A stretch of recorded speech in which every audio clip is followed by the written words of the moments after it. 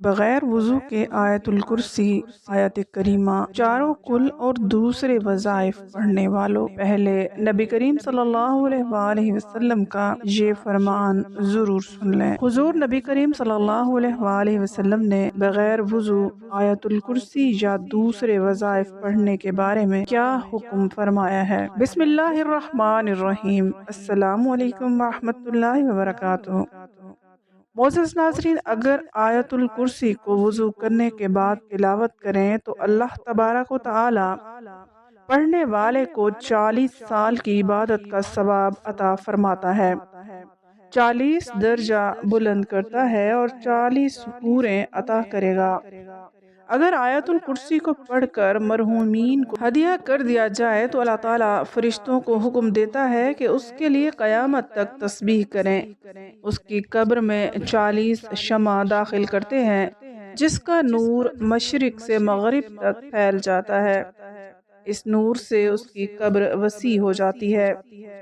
کیا بغیر وضو کے آیت الکرسی پڑھ سکتے ہیں؟ آیت کریمہ پڑھ سکتے ہیں، چاروں کل پڑھ سکتے ہیں؟ تو سب سے پہلے جان لیجئے کہ وضو کرنا شرط ہے نماز کے لیے، یعنی جب بھی نماز ادا کرنی ہو تو اس سے پہلے وضو شرط ہے۔ اب یہاں سوال یہ بھی آتا ہے کہ ایک شخص کا وضو پہلے سے ہی موجود تھا اور اگلی نماز کا وقت ہو گیا تو کیا وہ پھر سے وضو کرے گا؟ تو جان لیجئے کہ اگر وضو کو فاسد کرنے والا کوئی کام یا کوئی چیز اس کے ساتھ رونما نہیں ہوئی اور اسے کامل یقین ہے تو اس کا وضو قائم ہے، اور اگلی نماز کا وقت شروع ہو گیا ہے تو اس کے لیے وضو کرنے کی ضرورت نہیں ہے۔ یاد رکھیے کہ قرآن کریم کی تلاوت کرنے کے لیے وضو کرنا شرط نہیں ہے۔ ایک شخص بغیر وضو کے بھی چلتے پھرتے اور اپنے روزمرہ کے کام کاج کرتے ہوئے قرآن پاک کی تلاوت کر سکتا ہے، لیکن یاد رکھیں کہ قرآن پاک کو چھونے، پکڑنے اور قرآن سے دیکھ کر تلاوت کرنے کے لیے وضو شرط ہے۔ البتہ اگر آپ کو وہ سورت زبانی یاد ہے جو آپ پڑھنا چاہتے ہیں تو پھر ان کو زبانی پڑھنے کے لیے یا تلاوت کرنے کے لیے وضو کرنا شرط نہیں ہے۔ لہٰذا ایک مسنون دعا خواہ گھر سے باہر نکلنے کے لیے ہو، گھر میں داخل ہونے کے لیے ہو، سفر پر جانے کے لیے ہو، اذان کا جواب دینے کے لیے ہو، بیت الخلاء میں جانے اور باہر آنے کے لیے ہو، کھانا کھانے سے پہلے یا کھانا کھانے کے بعد کی ہو، وہ آپ بغیر وضو کے جب بھی چاہیں پڑھ سکتے ہیں۔ بہت سی دعائیں قرآن کریم سے لی گئی ہیں۔ جب ان دعاؤں کو بغیر وضو کے پڑھ سکتے ہیں تو قرآن پاک کو بھی بغیر وضو کے پڑھ سکتے ہیں، لیکن جب زبانی پڑھنا ہو آپ یہ بھی جان لیجئے کہ آپ ناپاکی کی حالت میں آیت الکرسی، آیت کریمہ اور چاروں کل پڑھ سکتے ہیں یا نہیں۔ جان لیجئے کہ ناپاکی کی حالت میں آپ تمام وظیفوں کو کر سکتے ہیں، ذکر و اذکار کر سکتے ہیں، کلمہ شریف، درود شریف، جو بھی روزمرہ کے وظائف آپ پڑھتے ہیں وہ ناپاکی کی حالت میں بھی پڑھ سکتے ہیں۔ مثلا میاں بیوی نے آپس میں صحبت کی، غسل نہیں کیا اور سونے لگے تو وہ سونے سے پہلے چاروں کل ضرور پڑھیں۔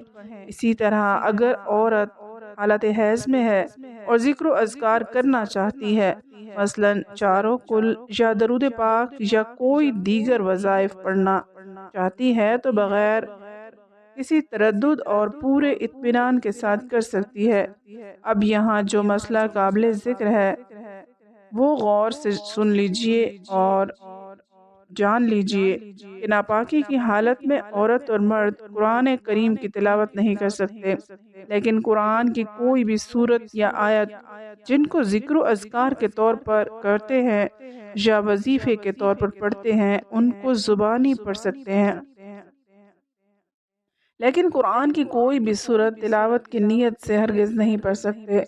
اب یہاں ناپاکی کی کچھ اقسام بھی بیان کرتے ہیں کہ اگر حالت جنابت میں یا حالت حیض و نفاس میں یا خواتین کے کپڑے خراب ہیں، بچوں کے پیشاب یا پاخانہ کر دینے کی وجہ سے ناپاک ہو چکے ہیں، یا مرد حضرات جو باہر کام کرنے کے لیے گئے، باہر کیچڑ یا گٹر کا پانی وغیرہ ان کے کپڑوں پر لگ جاتا ہے، تو یہ تمام حالت ناپاکی کی حالتیں ہیں۔ ان تمام حالتوں میں آپ زبان سے ذکر و اذکار اور دیگر مسنون دعائیں جو روزمرہ کے معاملات میں پڑھی جاتی ہیں ان کا بے فکری سے اور بلا تردد پڑھ سکتے ہیں۔ ہرگز کوئی قباحت نہیں ہے۔ آپ لوگ یہ سوچیں گے کہ اگر ناپاکی کی حالت میں بھی ذکر و اذکار کر سکتے ہیں اور بغیر وضو کے بھی کر سکتے ہیں تو پھر دونوں میں فرق ہی کیا ہے؟ تو ناظرین، فرق یہ ہے کہ بغیر وضو کے آپ قرآن کو چھوئے بغیر قرآن کی صورتوں کی تلاوت بھی کر سکتے ہیں، جبکہ ناپاکی کی حالت میں اگر آپ ذکر و اذکار اور وظائف کی نیت سے قرآن کی صورتیں پڑھتے ہیں لیکن تلاوت کی نیت سے قرآن کی صورتیں زبانی نہیں پڑھ سکتے۔ آخر میں بتاتے چلیں کہ بغیر وضو کے آیت الکرسی، آیت کریمہ، چاروں کل اور دیگر صورتیں پڑھ سکتے ہیں، اور قرآن کریم کو ہاتھ لگائے بغیر تلاوت قرآن بھی کر سکتے ہیں۔ آپ کو ان کا اجر و ثواب بھی ملے گا، لیکن اگر یہ عمل آپ باوضو ہو کر کریں گے تو اس کی فضیلت اور اس کا درجہ بغیر وضو والے اعمال سے بلند و برتر ہوگا۔ اللہ تعالیٰ سے دعا ہے کہ اللہ تعالیٰ ہم سب کو نیک اعمال کرنے کی توفیق عطا فرمائے، آمین۔